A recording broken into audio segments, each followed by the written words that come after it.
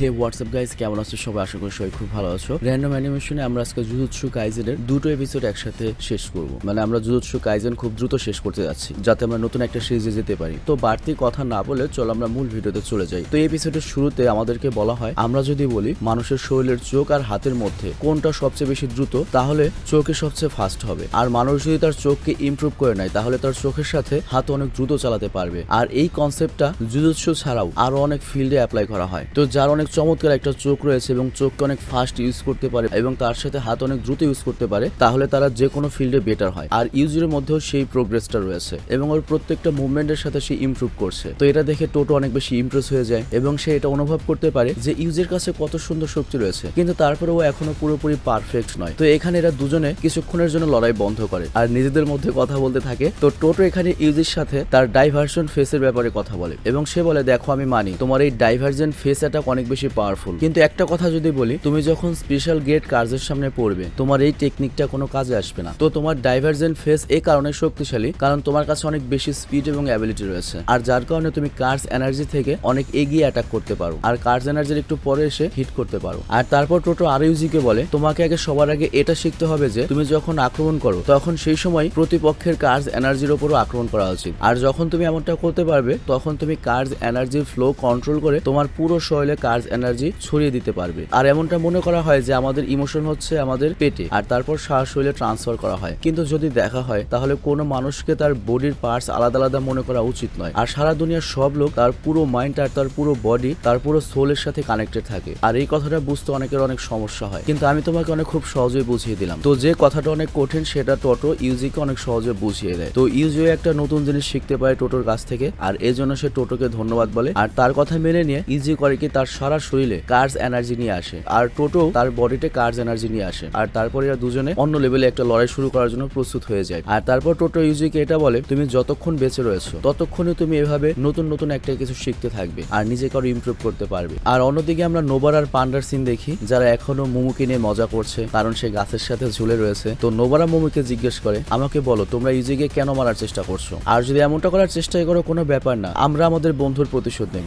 আর Yuji যদি মরে সেই প্রতিশোধ হিসেবে মাই এবং তোমাদের যে টিনের ডাব্বা রয়েছে ওরা মরবে। আর তখনই পান্ডাকে কেউ পেছন থেকে এসে একটা শট মারে, আর এই শটটা করেছে হচ্ছে মেকামারু। আর মেকামারুর কিন্তু অনেক খারাপ লেগেছে কারণ নোবারা তাকে একটা টিনের ডাব্বা বলেছে। আর এখানে একটা কথা বলি, সবার নাম তোমাদের মুখস্থ করা পসিবল না, আমরা যখন যেটার নাম বলবো তাকে তো ব্যাকগ্রাউন্ডে দেখিয়ে দিব, তো আলটিমেটলি বুঝতে পারবে কে কোনটা। মানে একটা সিরিজে যদি বেশি ক্যারেক্টার থাকে সবার নাম মনে রাখা আমাদের পসিবল নয়, মেন কয়েকটা ক্যারেক্টারের নাম মনে রাখা পসিবল। তো যাই হোক, মেকামারু টিনের ডাব্বা তো খুব রেগে গিয়েছে আর মোমু তখন আগে আর বলে, তুমি চিন্তা করো না, তুমি ওই পান্ডাকে সামলাও, আমি নোবারাকে সামলাচ্ছি। আর তখনই পান্ডা আবার উঠে দাঁড়ায় আর মেকামারুকে দূরে উড়িয়ে দেয় আর বলে, বাহ আমাদের দুজনের তো খুব জমবে কারণ আমরা দুজনেই একটা কার্স অবজেক্ট। তো এখানে কার্স কোপসেস বা কার্স অবজেক্ট বলতে যেটা বোঝানো হয়েছে সেটা হচ্ছে ওদের দুজনেই একটা লাশের মতো, ওদের দুজনের ভেতরে কোনো প্রাণ নেই এবং ওদেরকে কার্স এনার্জির মাধ্যমে জীবিত করা হয়েছে। আর ভেতরে যেহেতু কার্স এনার্জি রয়েছে এই কারণে ওরা মানুষের মতো নড়াচড়া করতে পারে আর কাজ করতে পারে। কিন্তু যখন পান্ডা বলে যে আমরা দুজনেই কার্স কপসিজি, তখন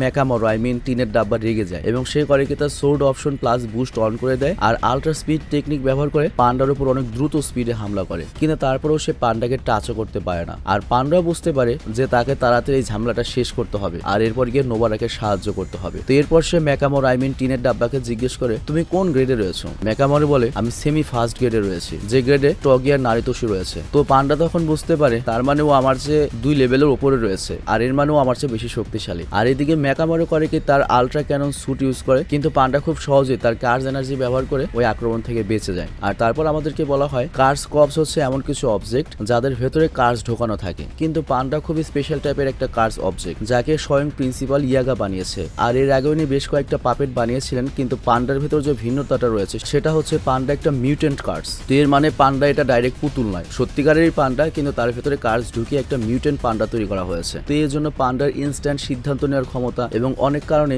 সেই টিনের ডাব্বার চেয়ে একটু বেশি স্মার্ট। তো এই কারণে খুব সহজে পান্ডা করিকে মেকামারুর ব্যান্ড বাজাতে শুরু করে আর পান্ডা বুঝতে পারে যে মেকামারুর শক্তি আছে বাট ও ইন্টেলিজেন্ট আমার মতো এবং ও একটা পাপেট যাকে দূরে থেকে কেউ কন্ট্রোল করছে। তো পান্ডাই কথা জোরেই বলে আর এর সাথে এটাও বলে, তোমাকে আমি কার্স অবজেক্ট বললাম আর তোমার এত রাগ লাগলো কেন? আর তখনই আমাদেরকে কোকোচি মোটাচার নামে একজনকে দেখানো হয় যে মূলত দূরে রিমোটলি বসে এই মেকামারুকে কন্ট্রোল করছে, যেটাকে তুমি বলতে পারো মেকামারু একটা রোবটই আর কি। তো এখানে কোকোচি মোটাচার বলে, যখন সে জন্ম নিয়েছিল তখন সে নড়াচড়া করার অবস্থায় ছিল না, তার শরীরের কিছু করার ক্ষমতাই ছিল না, আর এই কারণে সে মেকামরুকে ব্যবহার করছে। কিন্তু এই নড়াচড়া বা এত কিছু করেও তার মনের ভেতর কোনো শান্তি নাই। কিন্তু অন্যদিকে পান্ডাও তার মতো, কিন্তু তারপরও সে তার জীবন কত মজায় কাটাচ্ছে, কত ফুর্তি নিয়ে কাটাচ্ছে। সে এদিক ওদিক ঘুরতে পারে, সূর্যের সামনে যেতে পারে, কোনো চিন্তা ছাড়াই যে কোনো কিছু করতে পারে। তো এটা দেখে পান্ডার উপর তার আরো রাগ হয়, আর এই রাগের কারণে সে তার সবচেয়ে powerful technique ultimate cannon use করে, এবং এখানে এত জোরদার একটা এক্সপ্লোশন হয় যে মেকামরু মনে করে যে সব ধ্বংস হয়ে গিয়েছে, পান্ডা মরে গিয়েছে, ও জিতে গিয়েছে। কিন্তু যখনই ধোঁয়া সরে যায় সে দেখতে পায় পান্ডা এখন একটা আলাদা ফর্মে রয়েছে, তার মুখ গেরিলা মতো হয়ে গিয়েছে এবং তাকে দেখতে অনেক ভয়ঙ্কর লাগছে। তো এরপর আমাদের ফ্ল্যাশব্যাকে দেখানো হয় পান্ডাকে ইয়াগা বলছে, মানে ওই প্রিন্সিপাল, তোমার ভেতরে 3টা কার্স কোর রয়েছে।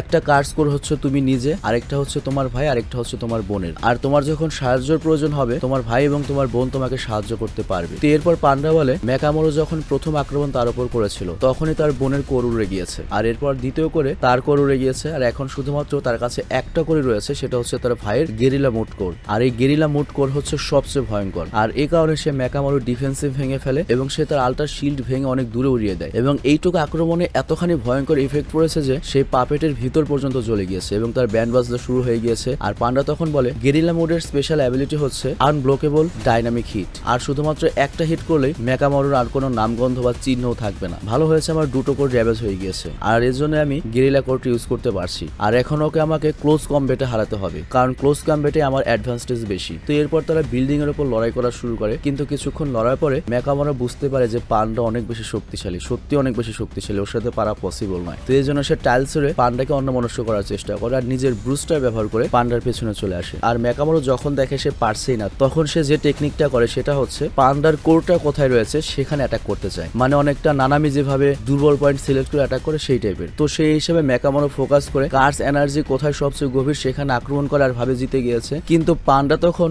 মেকামরুকে আরো রাগিয়ে বলে তুমি যদিও একটা পাপেট, তবে তারপর এখানে অনেক ভালো কাজ করেছো। আর এর সাথে এটাও বলে তোমার কি মনে হয় না আমি ইন্টেলিজেন্ট, আমার কোর কোথায় লুকাতে হয় আমি কি এটা জানি না, এটাকে আমি সহজে করতে পারি না, আমি আমার কার্স এনার্জির মাধ্যমে আমার কোর একবার উপর করছি একবার নিচ করছি, যার কারণে তুমি কখনোই আমার কোর টাচ করতে পারবে না। তো এরপর পান্ডাকারীকে মেকামরু একটা হাত আর একটা চোখ পুরো তুলে ফেলে দেয় এবং লড়াই শেষ করে দেয়। তো এর ফলে যেটা হয় টিনের ডাব্বা এর সাথে কোকিচি, মানে যে এই ডাব্বাটাকে নিয়ন্ত্রণ করছিল, সেও হয়ে যায়। আর কোকিচি বুঝতে পারে পান্ডাকে পাপেট হিসেবে নিয়ে বা হালকা হিসেবে নিয়ে অনেক ভুল করেছি। তো যাই হোক, হারানোর পরে পান্ডা তখন কোকিচিকে বলে দেখো আমরা যদি একে অপরকে বুঝতে পারতাম তাহলে কখনোই আমরা মানুষদের উপর জেলাস ফিল করতাম না, কারণ মানুষ খুবই নোংরা মনের, এরা যে কি কাজগুলো করে সেটা তারা বুঝতে পারে না। আর তবে তারপর আমি মানুষকে পছন্দ করি, আর আমি জানি যদিও তোমার জীবনে হতাশা রয়েছে তবে তার মানে এটা নয় সবগুলো কাজ তুমি ঠিক করছো এবং প্রত্যেকটা মামলায় তুমি জিতে যাবে। আর যেহেতু আমরা এমনিতেও একজন আরেকজনের শত্রু নই, তো এখানে কোকিচি দেখো যদি তোমার পরে কখনো আমার সাহায্যের প্রয়োজন পড়ে আমাকে অবশ্যই বলবে, আমি অবশ্যই সাহায্য করব। আর এটা বলে পান্ডা এখান থেকে চলে যেতে থাকে। আর তারপর কোকিচির তার অতীতের কথা মনে পড়ে, যেখানে সে তার ক্লাসমেট বন্ধুদের সাথে সময় কাটিয়েছিল আর কিভাবে তাদের সাথে সব সময় থাকতে চেয়েছিল। তো এখানে পান্ডা যাওয়ার আগে মেকামারুকে বলে আমি কি তোমার ফোনটা একটু ব্যবহার করতে পারি, আমার একটা কল দিতে হবে। আর অন্যদিকে আমরা দেখি কাসুমি ভার্সেস মাকির দৃশ্য, যারা এক অপরের সাথে লড়াই করছে। তো কাসুমি মাকির সাথে লড়াই করে বুঝতে পারে যে মাকি আসলে অনেক শক্তিশালী। আর এখানে এই দৃশ্যটা শেষ হয়ে যায়। তারপর আমাদের জুজুৎসু টলের দৃশ্য দেখানো হয়। আর জুজুৎসু টল বলতে পারো ওরা তো এখন অন ডিউটিতে রয়েছে, আই মিন কন্টেস্টে রয়েছে, কিন্তু নর্মালি ওরা গত রাতে কি কি করেছে সেই সব দৃশ্য আমাদের দেখানো হয় আর কি, মানে আমি এটাই বুঝলাম আর কি। সেখানে আমরা দেখি মাই, মুমু আর কাসুমু মানে তিনটা মেয়ে মেকামরু আই মিন টিনের ডাব্বাকে ডাকে তাদের আলাদা আলাদা কাজ করার জন্য। তো মেকামরু তখন তাদের সবাইকে জিজ্ঞেস করে তোমরা সবসময় তোমাদের কাজের জন্য আমাকেই কেন ডাকো, আমাকেই কেন বলো। তো মায়ার মুমু তখন বলে দেখো আমরা যদি এই কাজগুলো টোটো আর নারিতোশিকে করতে বলি তাহলে ওরা আমাদের কথা শুনবে না, উল্টো কথা শোনাবে। আর কাসুমি বলে দেখো ওদের দুজনকে আমার ভয় লাগে, এর জন্যই তো আমি তোমাকে বলি, তবে তুমি যেহেতু ব্যাপারটা মাইন্ডে নিয়েছো আমরা আর কিছু বলবো না। তো এই ব্যাপারটা নিয়ে তিনটা মেয়ের খারাপ লাগে আর এটাই বলে আজকের পর থেকে তোমাকে আমরা আর কোনো কাজেই বলবো না। কিন্তু তারপরে তারা যাওয়ার সময় চিৎকার করে বলে ঠিক আছে কোকেচি, আমরা এটাও জানি যে তুমি আমাদের কাজ করে দেবে। আর এটা বলে তারা চলে যায়। তো এখানে মেকামরু তার প্রশ্নের উত্তর পায় না, যেই বললো তোমাকে আর কিছু বলবো না, আবার যাওয়ার সময় বলে গেলাম যে আমি জানি তুমি আমাদের কাজ করে দেবে। তো মেকামরু বলে আচ্ছা ঠিক আছে, কেউ তো আছে আমার উপরে নির্ভরশীল, এটা হতেই পারে। আর এখানেই এপিসোডটা শেষ হয়ে যায়। তো যাই হোক জুজুৎসু কাইজেন ভালো লাগছে আমার কাছে, কিন্তু একটু কঠিন বেশি, বোঝা অনেক টাফ। তো এই জন্যই সিরিজটা আমি দ্রুত শেষ করতে যাচ্ছি। আর এবার চলো আমরা এটা 17 নম্বর যে এপিসোড রয়েছে সেটা দেখে আসি। তো 17 নম্বর এপিসোডের শুরুতে আমরা দেখতে পাই কাসুমি আর মাকির সিন, মানে গত পর্বে তো আমরা দেখলাম যে ওরা মুখোমুখি হয়েছে। তো এখানে কাসুমি তো অবাক হয়ে যায় যে মাকি কতটা শক্তিশালী। আর তখন মাকির বড় বোন মায়ের কথা মনে পড়ে। আর পূর্বে মাই বলেছিল যে আমার বোন মাকির ব্যাপারে চিন্তাই করবে না, কারণ ও অনেক বেশি দুর্বল আর সে সবসময় গ্রেড 4 এর সর্সার হিসেবে থাকবে, মানে জীবনে প্রমোশন পাবে না। তো তখন কাসুমি সেটা শুনে অনেক শান্তি পেয়েছিল যে ওকে তো আমার হ্যান্ডেল করতে হবে, ইজিলি হ্যান্ডেল করতে পারবো। কিন্তু এখন এখন বাস্তবে যখন মাকির সামনে হয় তখন সে বুঝতে পারে যে মাকি অ্যাকচুয়ালি অনেক শক্তিশালী, এমনকি ওর চেয়েও শক্তিশালী। তো এখানে আমরা দেখি মাকি কাসুমিকে উড়িয়ে দেয় আর কাসুমি গিয়ে নদীতে গিয়ে পড়ে। আর তখন কাসুমি করে কি তার সিম্পাই ডোমেন ব্যবহার করে, কিন্তু মাকি খুব সহজে তার সোর্ড টেকনিক বুঝতে পারে। আর কাসুমি তখন বলে যখনই কেউ ওই ডোমেনের ভেতর আসবে তখনই আমি আমার ইনস্ট্রেকের সাহায্যে চোখের পলকে তার উপর আক্রমণ করতে পারবো। আর আমাকে আমার এই ব্লেড এই কভারের মধ্যে রাখতে হবে, কারণ কার্স এনার্জি হতেই থাকবে। তো এটা দেখে মাকি করে কি তার যে স্পেয়ারটা রয়েছে তার 2 খণ্ড করে ফেলে, আর একটা অংশ দিয়ে সে করে কি কাসুমিকে ডিস্ট্রাকশন করার জন্য ছুড়ে মারে, যার ফলে কাসুমি অন্যমনস্ক হয়ে যায় আর তার ডোমেনটা ডিঅ্যাক্টিভেট হয়ে যায়। আর এরপর চোখের মুহূর্তে মাকি করে কি কাসুমির কাছে চলে আসে আর সহজে তার কাছ থেকে তরল নিয়ে যায়, মানে হারিয়ে দেয়। আর পেছনে আমরা একটা কাক দেখতে পাই, আর এটা কোনো কাক নয়, এটা কিন্তু ক্যামেরা ছিল আর কি, যার সাহায্যে বাকি সবাই ওদের পারফরমেন্স লাইভ দেখছে। তো এরপর আমাদের জাজেসদের রুম দেখানো হয়, যেখানে মে নামের একটা মেয়ে বলে, মানে যার চেহারা অর্ধেক ঢাকা চুল দিয়ে, সে বলে মাকি তো সত্যি অসাধারণ, ওকে তাড়াতাড়ি প্রমোট করে দিতে হবে। আর তখন গোজো বলে হ্যাঁ কথা তো ঠিক, আর তাছাড়াও যেহেতু জেনিন ফ্যামিলি থেকে এসেছে, জেনিন ফ্যামিলিরও তো কিছু গল্প রয়েছে, এ কারণে এমনটা হচ্ছে না। তো এই জেনিন ফ্যামিলির কেসটা কি এটা আমরা পরে জানতে পারবো হয়তো। আর তারপর গোজো বলে ইউজি কি করছে, ইউজির ফাইট তো দেখা যাচ্ছে না। আর তখন মেয়ে বলে ওঠে, মানে ওই মেয়েটি, যে প্রাণীরা এমনিতেও কিছু করতে পারে না, বলতেই পারে না, আর আমি তো ইউজিকে দেখছি না। তখন গোজো বলে আচ্ছা তুমি তাহলে কার পক্ষে, আমার পোলাপনদের পক্ষে না ওর পোলাপনদের পক্ষে? তখন মেয়ে বলে আমি শুধুমাত্র টাকার পক্ষে, কারণ টাকাই সবকিছু। আর গোজো তখন মনে মনে বলে ওই বুড়া হারামজাদাও কিছু মনে মনে ভাবছে যাতে কিভাবে ইউজিকে চিরতরে শেষ করা যায়, কিন্তু আমার ইউজি এত সহজে হার মানবে না। আর অন্যদিকে আমরা নোবারার সিন দেখি, সে মোমোকে ধরার চেষ্টা করছে, কারণ মোমো এখনো বাতাসে উঠছে। তো এখানে মোমো তার কার্স এনার্জি দিয়ে বানানো ধোয়ার ব্যবহার করে, আর সেটা গিয়ে সোজা নোবারার উপরে পড়ে। আর কিছুক্ষণ পরে সে তার ব্লাম দিয়ে নোবারার উপর আক্রমণ করে, আর তারপর মোমো আবার বাতাসে চলে আসে।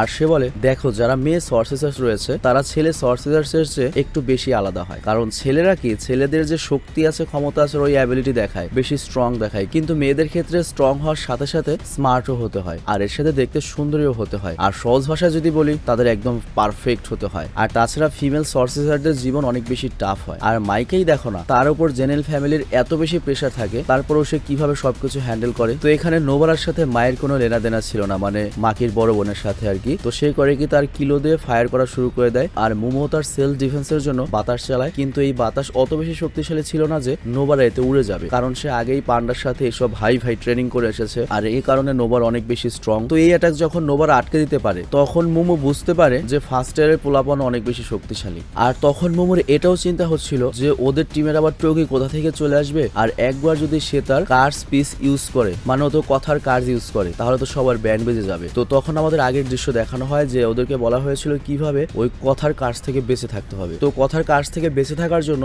ওদের যে কার্সটা রয়েছে সেটা ওদের কানের পাশে একত্রিত করতে হবে, যাতে ওদের কানের পাশে একটা ব্যারিয়ার তৈরি হয়, আর এর ফলে ওই কথার কার্স থেকে তারা বাঁচতে পারবে। তো এখানে মোমো এটা ভাবে যে আমি অন্যমনস্ক হয়ে যাচ্ছি, ঠিক মতো ফোকাস করতে পারছি না। আর তখন মোমোর মনে হয় মাই তো আমার চেয়ে অনেক বেশি সমস্যার হতাশার মধ্যে দিয়ে আছে, আর তাছাড়া জেনিন ফ্যামিলি ওকে যে চাপে রাখে, জেনিন ফ্যামিলির সামনে ও তো 1 নম্বরের ফেইলর, আর এই কারণে মাই কার্সকেই তার বন্ধু বানিয়ে নিয়েছে। তো ওর চেয়ে তো আমি বেশি প্রেসারে নই, তো আমার পারা উচিত। তো এটা চিন্তা করে সে নোবারার উপর আরো বেশি বিরক্ত হয়ে যায়। কিন্তু নোবারা তখন মোমোকে বলে তুমি কি সব আজগুবি বক বক করছো, কি ফালতু কথা বলছো। কারো উপর যদি মানসিক চাপ বেশি থাকে বা ছোটবেলাতে যদি খারাপ কিছু হয়, তার মানে এটা নয় যে তার অধিকার রয়েছে অন্যের ক্ষতি করার বা অন্যের সাথে খারাপ কিছু করার। আর কারোর সাথে যদি ভালো কিছু হয় তার মানে এই না যে সবসময় তার ভালো হয়ে থাকতে হবে। কেন, মাকিও তো মায়ের মতোই ফ্যামিলিতে বড় হয়েছে, তার সাথেও সেম সমস্যা হয়েছে, কিন্তু দেখো না 2 বোন কত আলাদা, মাকি কত ভালো আর তোমাদের মাই কত খারাপ। আর তারপর নোবারা মোমোকে এটা বলে তোমার একটু মাথা খাটাও, আর দেখো তুমি কোন মানুষের পক্ষে রয়েছো। আর এটা বলে নোবারা তার স্ট্রো ডল টেকনিক করে হেয়ার পিন দিয়ে আক্রমণ করা শুরু করে, আর তারপর তার কার্স এনার্জি থেকে সেটা এক্সপ্লোডেড হওয়া শুরু করে। আর এই এক্সপ্লোশনের সাহায্যে সব বড় বড় গাছ উপর থেকে পড়ে যেতে থাকে, যে কারণে মোমোর সমস্যা হয় এখান থেকে বাঁচতে। আর নোবারা এই সুযোগটা পায়, আর সে করে কি লাফিয়ে মোমোর ঝাড়ুর একটা মেরেসেল ভেঙে ফেলে। আর তারপর নোবারা চিৎকার করে বলতে থাকে আমি নিজে নিজেকে অনেক ভালোবাসি, কারণ আমি অনেক শক্তিশালী হওয়ার সাথে সাথে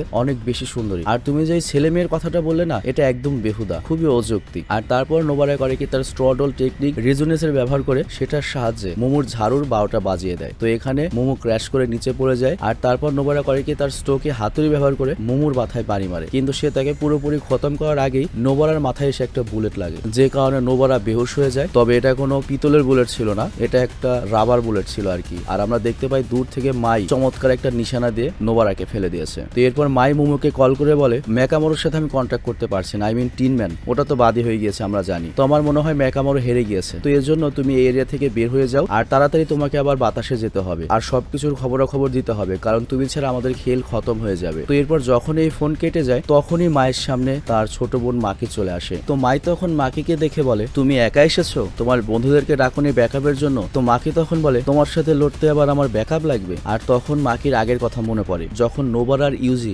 নিজেদের মধ্যে এটা বলছিল যে মাকি কত শক্তিশালী, ও কার্জ এনার্জি ছাড়াই অনেক বেশি স্ট্রং, কারণ সে নিজেকে এতখানি শক্তিশালী বানিয়েছে। তো এটা ভাবার পরে মাকি বর্তমানে আসে আর বলে, ধুর, আমাকে এখন এটা ভাবা কি ঠিক হচ্ছে? কিন্তু না, ভেবে আবার একটু ভালো হয়েছে, একটু মোটিভেশন পাচ্ছি। আর এটা ভেবে সে হাসতে থাকে, কিন্তু এর জন্য মাই তার উপর বিরক্ত হয়ে যায় এবং বলে সে কেন হাসছে, আর সে মাকির উপর ফায়ার করা শুরু করে। কিন্তু এদিকে মাকি কাসুমির সেই ব্লেডটা তো নিয়ে এসেছেন, আর সেই ব্লেড দিয়ে মাকির বুলেটটা মাঝখান থেকে কেটে ফেলে, আর বাকি সে শর্ট থেকে বাঁচতে থাকে। আর এখানে মাকির টার্গেট হচ্ছে ক্লোজ ওয়েতে গিয়ে মানে হ্যান্ড টু হ্যান্ড কমব্যাট করবে, আর এতে তার অ্যাডভান্টেজ হবে আর কি। আবার এদিকে মায়ও এই কথা জানে যে মাকি আসলে ছোটবেলা থেকে অনেক বেশি ট্যালেন্টেড এবং ওর চেয়েও শক্তিশালী। তো মাই এখানে তার ছোটবেলার দৃশ্য মনে করে, যেখানে জেনিন হাউস হোল্ডে এই কথা বলা হচ্ছে যে ওরা তো যমজ বোন, আর যখন যমজ বোন হয় তখন খারাপ কিছু হয়। দেখো, ওদের মধ্যে থেকে একজন কার্স দেখতেই পারে না, আরেকজন কার্স টেকনিক ব্যবহার করতে পারে না। তো মাই ছোটবেলা থেকে কার্সদের দেখতে পারতো, এ কারণে সে কার্সদের বা ভূত দেখে বা অশরীর দেখে ভয় পেয়ে যেত। কিন্তু অন্যদিকে মাকি তো ওই কার্সদের দেখতে পেত না, এ কারণে সে ওদের দেখতো না, ভয় পেত না, শুধুমাত্র সামনের দিকে এগিয়ে যেত। তো যাই হোক, ছোটবেলাতে মাই অনেক ভয় পেয়ে থাকতো, তো এই কারণে মাকি তাকে ছোটবেলাতে ওয়াদা করেছিল সে কখনো তাকে রেখে পেছনে যাবে না, কারণ তারা দুই বোন সবসময় একে অন্যের সাথে থাকবে। কিন্তু হঠাৎ করে মাকি করে কি পরিবার ছেড়ে দেয় এবং বলেছিল আমি যখন ফিরে আসবো তখন এই ক্ল্যানের বা এই পরিবারের হেড হওয়ার জন্যই আসবো। তো মাই তখন বুঝতে পারে যে তার বোন কতখানি মিথ্যুক ছিল, আর তখন থেকেই সে তার বোন মাকিকে ঘৃণা করা শুরু করেছে, কারণ সে ওয়াদা করেছিল একসাথে থাকার, কিন্তু সে তাকে ছেড়ে চলে গিয়েছিল। আর এদিকে আমরা দেখি মাই কিন্তু তার 6টা গুলি এদিক ওদিক ফায়ার করে দিয়েছে, আর মাকিও বুঝতে পারে যে ওর গুলি শেষ হয়ে গিয়েছে। কিন্তু এখানে আমরা দেখতে পাই অ্যাকচুয়ালি মাই কিন্তু মাকিকে বোকা বানিয়েছে। সে এখানে বলে আমি সবসময় আমার বোনকে ঘৃণা করেছি, এ কারণে কখনোই আমার যে সিক্রেট টেকনিক রয়েছে আমি ওকে কখনোই বলিনি। তো আমি আর কনস্ট্রাকশন দিয়ে কার্জ এনার্জি দিয়ে এমন কিছু বানাতে পারি যেটা আমার প্রতিপক্ষকে আঘাত হানতে সাহায্য করে। তো অ্যাকচুয়ালি মায়ের যে স্পেশাল ক্ষমতা সেটা হচ্ছে সে তার কার্জ এনার্জি ব্যবহার করে বুলেট তৈরি করতে পারে, তবে ওই বুলেট তৈরি করতে তার অনেক বেশি কার্জ এনার্জি একত্রিত করতে হয়। তো এর জন্য মাই যেটা করেছে, এতক্ষণ ফাইট করে ওর কার্জ এনার্জি একত্রিত করে মাকির উপর কার্জ এনার্জির বুলেট অ্যাটাক করার জন্য রেডি হচ্ছিল। কিন্তু এরপর যখন মাই তার কার্জ এনার্জির বুলেটটা মাকির উপর ছড়ে, আর সেই বুলেটটা যখন মাকিকে টাচ করতেই চলেছে, তখনই মাকি করে কি তার রিফ্লেক্স আর স্পিড ব্যবহার করে সহজ ওই বুলেটটা তার হাত দিয়ে ধরে ফেলে। তো মাই তখন বলে মাকি একেবারে ম্যাকামোরুর মতো, মানে ওই টিনের ডাব্বার মতো আর কি, যে যখন জন্ম নিয়েছিল তার কাছে কোনো কার্জ টেকনিক ছিল না, কিন্তু তার বদলে তার কাছে চমৎকার শক্তি ছিল, আর এই শক্তি জেনেন ফ্যামিলির সামনে কিছুই নয়। আর এখানে মাই মাকিকে জিজ্ঞেস করে তুমি আমাকে ছেড়ে কেন চলে গিয়েছিলে, তখন আমাদের না একসাথে থাকার কথা ছিল? তখন মাকি বলে আমি যদি সেখানে থাকতাম তাহলে আমি কখনোই খুশি থাকতাম না, আর এজন্যই আমাকে চলে যেতে হয়েছে। তো এখানে মাকি ক্ষমাও চায়, কিন্তু অতীতে মাকি মাইকে কিন্তু ওয়াদা দিয়েছিল সে তার বোনকে কখনোই ছেড়ে যাবে না। তো এই বিষয়টা মাকিও বুঝতে পারে যে তার বোনের মন খারাপ হওয়া স্বাভাবিক, তো এর জন্য সে মায়ের সাথে আর কোনো ঝামেলা না বাঁচিয়ে অন্য কোনো ব্যাটল ফিল্ডে যায়। আর এদিকে মাই আবারও তার বোনকে বলে আমি তোমাকে মনে প্রাণে ঘৃণা করি। আর এই জায়গাটাতেই এই এপিসোডের মেন কাহিনী শেষ হয়ে যায়। তারপর আমাদের জুজুৎসু টল দেখানো হয়, যেখানে আমরা দেখি কাসুমি যখন ঘুম থেকে জাগে তার অনেক খিদে লেগেছে, আর তখন সে ভাবে আমি তো ফ্রিজে আমার লাঞ্চে যে ইয়ামাটা বেঁচে ছিল সেটা রেখেছিলাম, সেটা খেয়ে নেই। কিন্তু সে যখন যায় সে গিয়ে দেখতে পায় মাই আর মোমো সেটা খেয়ে নিয়েছে, কিন্তু এর বদলে তারা কাসুমিকে 1 কাপ নুডলস দেয়, যেটার ভেতরে একেবারে দুধ পানি মেশানো ছিল এবং টেস্টি ছিল খুব। তো এটা খেয়ে কাসুমি অনেক খুশি হয় এবং বলে তোমরা আমার পুরনো খাবার খেলে কিন্তু এটা কেন খেলে না? তখন মোমো বলে তুমি কি বলছো, তুমি পুরোটা খেয়ে নাও, কিন্তু সমস্যা হচ্ছে কি এটা আমরা ফ্রিজ থেকে তোমার নামে নিয়েছি, এর জন্য তোমাকে পরে টাকা দিতে হবে। তো এই কথা শুনে কাসুমি চমকে যায়, আর এখানেই 17 নম্বর এপিসোডটা শেষ হয়ে যায়। তোমাদের দুটো এপিসোড একদিনে দিতে গেলে আমার তো অনেক কষ্ট হয়, তোমরা যদিও মজা পাও কিন্তু আমার ফাটে, তবে আমি আমার সর্বোচ্চ চেষ্টা করি তোমাদের এন্টারটেইন করার জন্য। সবগুলো চ্যানেলে রেগুলার ভিডিও আনছি, তো বুঝতেই পারছো আমার লাইফ একটা কামলার চেয়ে কম না। অন্যকে বলে আপনি এত বড় ইউটিউবার এত মজায় থাকেন, অ্যাকচুয়ালি না, তুমি যখন বড় হবে তোমার রেসপন্সিবিলিটি বেড়ে যাবে। এখন আমাদের কাজ বেশি এর জন্য করতে হচ্ছে কারণ ভিউ কমে যাচ্ছে, আমাদের বেশি বেশি সিরিজ আনতে হচ্ছে যাতে সবাই এনগেজ থাকে। তো তুমি যত বড় হবে তত রেসপন্সিবিলিটি আসবে এবং জীবন থেকে আনন্দ ফ্রি টাইম তত চলে যাবে। তো যারা এখন স্টুডেন্ট আছো মানে কোনো কিছুই করছে না, তারা এই ফ্রি টাইমটা এনজয় করো, এটা তোমার লাইফের সবচেয়ে বেস্ট টাইম। তুমি জীবনে চাইলেও এই টাইমগুলো আর কখনো ফিরে পাবে না। তো ভালো থেকে সুস্থ করে টেক কেয়ার, আল্লাহ হাফেজ।